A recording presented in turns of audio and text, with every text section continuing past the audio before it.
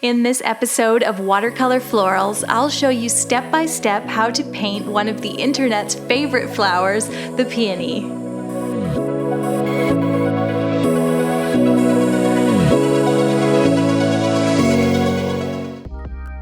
Hi guys, welcome to another Watercolor Flowers video. My name is Shayda, and I'm going to start today's project with a quick supply rundown. So I'm using Canson hot press paper on a block, which means it's basically stretched for me. I've got my koi set from Sakura. This is the 48 pan watercolor set. I also have 2 glasses of clean water, some paper for blotting. We'll talk colors in a second, and then I have various brushes. So, brushes today. We are using synthetic round brushes. Number 8 is the large one, then a number 4 and a 5. Now these round brushes, they have a large belly where you can hold a lot of paint, but then they come to a very fine tip or fine point, which is great for doing detail work, but also for laying down big splotches of color. And we'll get into why that's important when we paint. Now for the colors that I'm mixing up, for the main pink of the peonies, I'm mixing this sort of peachy pink. It's a little bit of red, a little bit of peach, a little bit of white, and lots of water. I've also mixed up a really dark, deep magenta. It's a little bit of magenta, red, and purple mixed together. Whatever color you choose to use for your peonies, you'll need a lighter version and a darker, so it could be orange and peach, and you'll need green. Now, we are just going to jump right in and start by painting our first peony. I'm using the light pink, and I'm going to do sort of an oval shape. And then on both sides of that oval, I'll begin to do these semicircular wide brush strokes. And that's where I'm using the belly of the brush and I drag it across the page to get these semicircles to extend my circle. And then I use the tip of the brush to continue those semicircles and sort of close in the circle along the top, if that makes sense. So the peony, at least the peonies that I see most often, are those really tight peonies that are just a big ball of petals. They're like a tennis ball of petals, and they're that wonderful light fuchsia. That's sort of the classic peony that comes to my mind. So that's what I'm trying to paint here. Now it's a very circular flower, but I don't want to paint a perfect circle because that will just look weird. So let's start another one here really close up and we'll go through it together. We're starting with the oval and then these big wide semicircular brush strokes, very imperfect, just done by dragging the body of the brush. And then we use the tip of the brush to kind of fill in the top of the circle with these tiny thin brush strokes. And I'm leaving lots of negative space you can see between brush strokes. And that's just to give the look of layers of petals, of light hitting the peony from above. So leave those white areas. You want to see the page showing through. And then towards the bottom of the peony, you can continue with these wider brush strokes, and the petals can even fall away from that circular form as they do. So now while these are still wet, we're going to take our green, and it's up to you if you want to use a warm green or a cool green. I'm using kind of a dark minty green today. And we are going to do a stem, and we're also going to do some little sort of jagged, scraggly leaves right around the base of the flower where it meets the stem. So they just sort of poke out from beneath this large round flower. And because we are doing this while the flowers are still wet, we may get a nice bleeding of the pink and the green. And the first one, I didn't really get any of that. It had mostly dried, so I'll get a little bit of color mix here on the second one, and I like that. I just think that looks so nice and natural. Any color blending like that we would call wet into wet watercolor painting, because 2 wet colors or 2 wet areas of paint are mixing.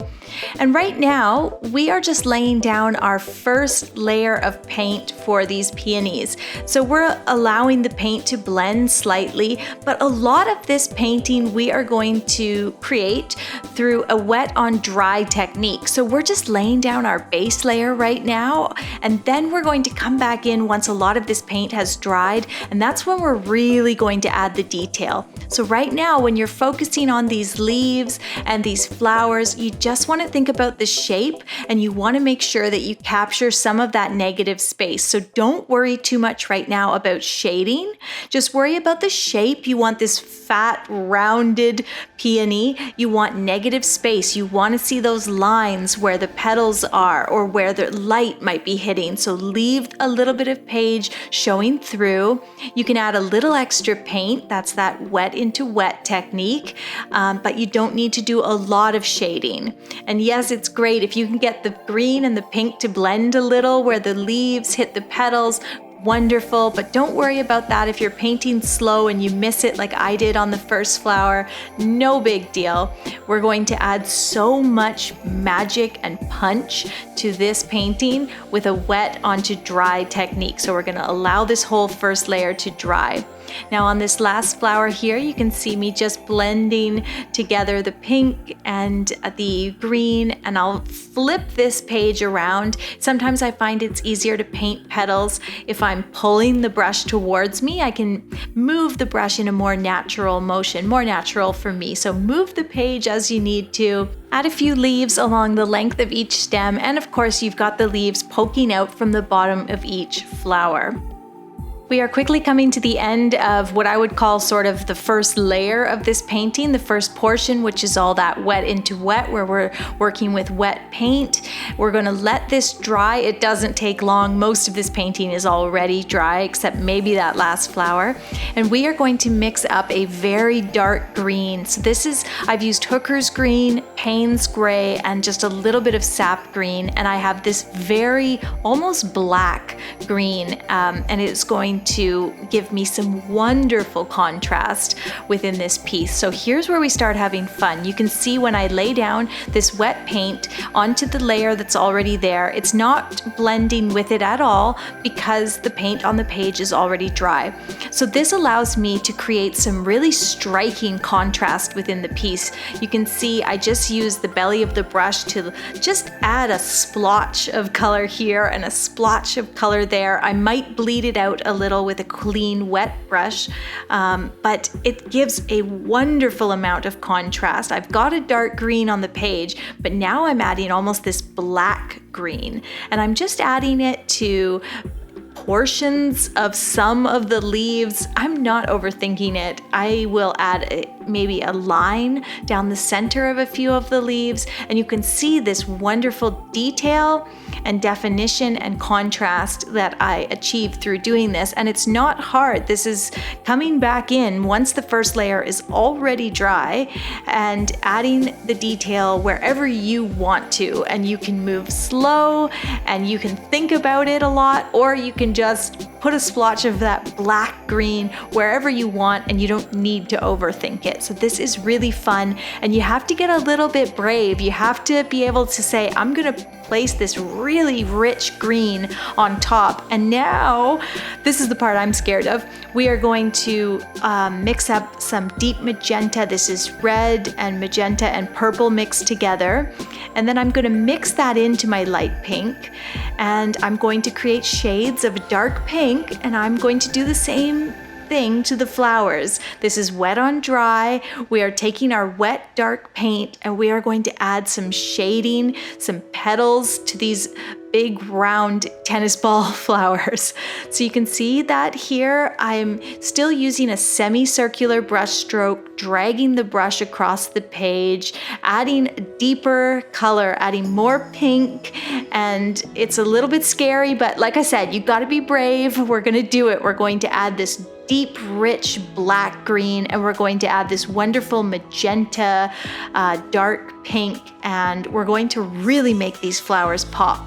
You can use smaller brush strokes along the top of the flower, and then you want to leave the highlight right in the top center. Not right at the top because it's a rounded object, so the highlight won't look right if it's right along the top. The shadow sort of needs to encircle the entire flower just slightly, if that makes sense.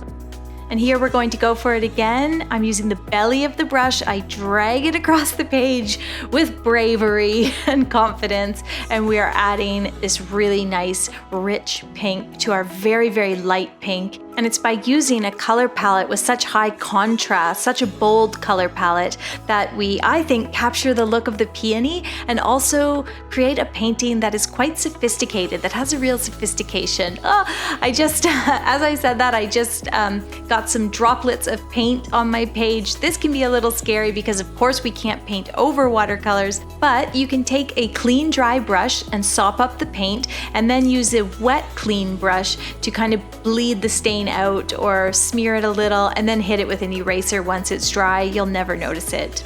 Now for this final peony, I am doing a really rich pink in the center at the top, and I'm using that wonderful magenta, and I am just adding this very dark pink, bleeding it out with a bit of clean water and a bit of peachy pink towards the bottom of the flower. Now the other ones I had done the highlight in the top middle. This one I am doing a sort of a low light. This would be a peony where it has those wonderfully dense, really dark petals in the center. So I'm kind of doing two different kinds or two different shapes of peonies within this one piece. So I am just giving it my best and really trying not to overthink the act of putting on this much darker paint. And once you put it on the page, at a certain point you got to leave it alone. Just like I always say, don't overwork your paints, make those bold strokes and then leave it alone. Semicircular or curving strokes are a good idea. It's going to make the flower appear very bulbous and round and fat. So make those brush strokes curved, make them wide, make them messy and perfectly imperfect, and you're going to get this. Use a color palette with lots of contrast, whether it's pink or peach or purple, and I think you'll really get the hang of the peony in no time. Thank you guys so much for watching today. I hope you enjoyed this tutorial. As usual, patrons of the channel can print my peony watercolor. All the high-res JPEGs of the artwork that you see are available on my Patreon site, so go check that out after today's video. Thanks for watching, and I will see you soon with a new tutorial.